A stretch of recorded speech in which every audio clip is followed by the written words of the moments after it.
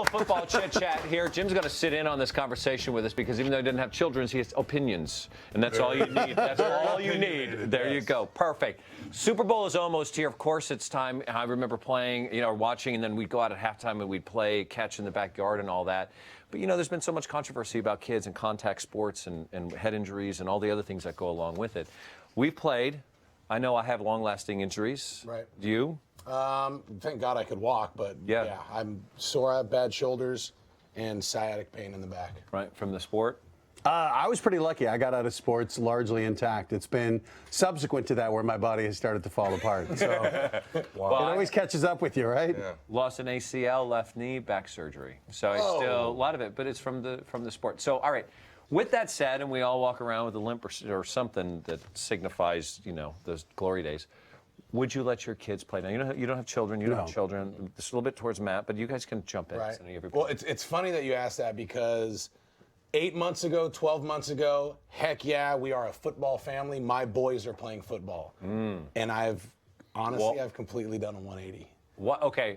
How old are the kids and what changed your mind? 8 and 6. I still coach my 6-year-old flag football team, but I have friends. I'm 36 years old, and there are guys that were way better than me, my close friends, and some of them can barely even walk now, and they're 36. And I'm in my prime. I want to be able to run around with my kids and stuff. And to be honest with you, a lot of my friends, they're on the painkillers. Their back hurts. It's just, I don't want that life, and I don't want it for my kids. I won't detour them from playing football, but I'm not as pro football for it as I was. I mean, they're one of the lowest paid professional sports with one of the earliest exits. Contracts aren't guaranteed either. Contracts aren't guaranteed. Yeah. It's like, and nowadays they're getting bigger, stronger, faster. And you were how big? I was 330. 330 pounds. 6'5". Yeah. And I mean, now you got 270-pound quarterbacks. Yeah.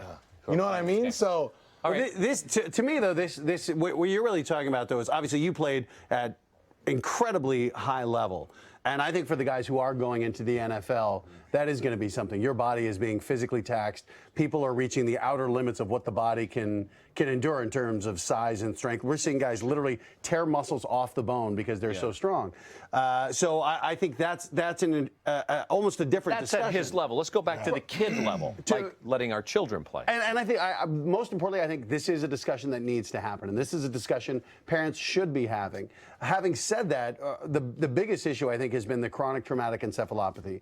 And that's been what we've seen in recently diagnosed, where it looks like football players primarily who were subjected to lots of blows to the head developed essentially a dementia, a form of real mental impairment, mood-altering lifestyle. These are from concussions. From concussions. Yep. Well, and this is what they're still finding out. Sure. But again, this is still a very small percentage. But whenever you're dealing with the brain, I think it gets magnified and the importance. So let's spin this for a second, because I have two boys. Neither one seemed to be interested in playing, although they played a little bit. 11 and going to be 13. Now I see them evolving and wanting to, and part of it's acceptance with your peer group to be out and be good at athletics, right? I'm trying to push them more towards golf. I think it's a little bit better, right? But I will say this: some of the most valuable lessons I learned in my life, including the classroom, came from the gridiron. Of being what it means to go to work hard, to put in long days, to dedicate yourself, to be part of a team. But it doesn't just have to be football. No, it doesn't. There's so many great sports that are way less physical. I was just going to jump in earlier and say, I think it's parents are so intense with it. If people just take a breath, it's a game. Yeah. It's just a game. But the crazy parents at these games, I've seen it in the coaches who take it so serious. And not that you shouldn't take it serious. I mean, if you do something, take it serious. But my God.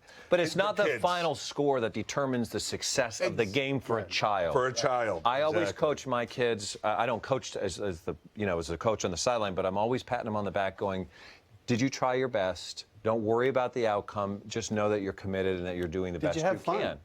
Yeah. And that's part of it. But I go back and I don't want them out there just running around having fun and not trying. It's important that they put the effort in to try to grow. That's where parenting, I think, comes in. Again, this is easy for me sitting here without children, but having watched friends go through this, I think it's important for the parents to be comfortable with the coach. And one of the big initiatives the NFL has done is talked about heads-up football, which is really proper tackling that they believe will help reduce concussions. And having coaches who are trained, who recognize the symptoms of concussions, and then get a child out and get them proper diagnosis and treatment. Your kid plays, you look out and you see the coaches teaching him proper technique. What do you do? It's a great question because that just happened 4 months ago. And I got up and I said, hey, coach, would you mind if I, and he was like, no, cool.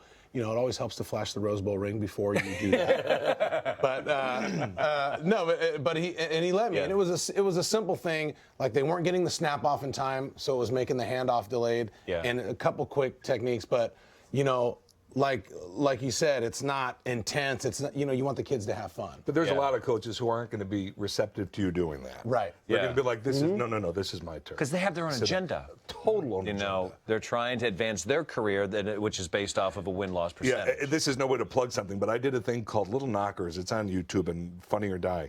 And it's kind of mocking. I do this kind of like a Rex Ryan type of, but it's with kids. So, like, it's really like the kid comes in and I'm like, you got a torn ACL. He's like 8. I'm like, you're off, get out. I mean, but it's craziness what goes on with these crazy coaches. All right, so let's do this. Let's go down the line. Yes or no, there's no gray. Your kids want to play, or if it's a niece or nephew or somebody that's near and dear represents that.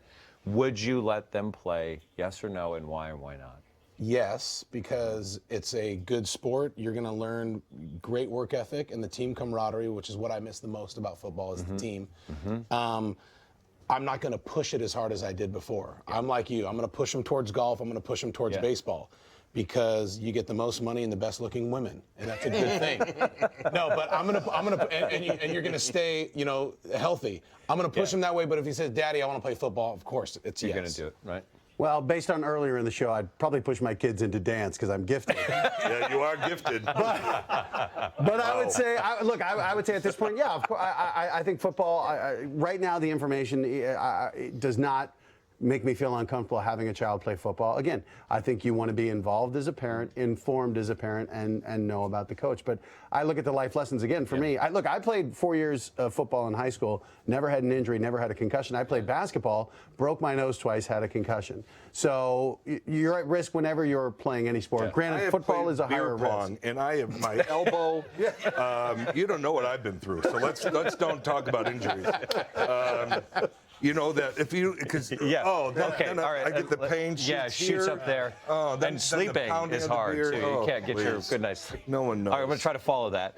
Here's where I am. Yes, I would let them play, or I would encourage them to play if they're natural instincts, but I would hawk over them because I want to make sure that they're doing heads up and they're learning the game the way it should be played now to do the best. Because you can't, it doesn't matter. You could look at Tiger Woods and the injuries and back issues just playing golf. You know, our bodies are pushed and tested. That's my answer to everything you just said. Yeah. Well, That's perfect. but I think that's, again, don't be that person who makes your kid play one sport year round. That's what happens. The body is not meant to do one thing repeatedly. Cross-train, do other sports. Urban Meyer, when you look at who he recruits to OSU, it's 95% of them are multi-sport athletes. They prefer that. Yeah. They prefer it's a better marker of athleticism and the bodies are less broken down. All right. Well, some chit chat over the Super Bowl. Tiger lost teeth because of golf. Right. Yeah, exactly. Coming up, our two Mets are going to go head to head because we are going to play a little football. This is going to be a little mechanical football, home and family style. You guys ready? Yeah. All right, there you go.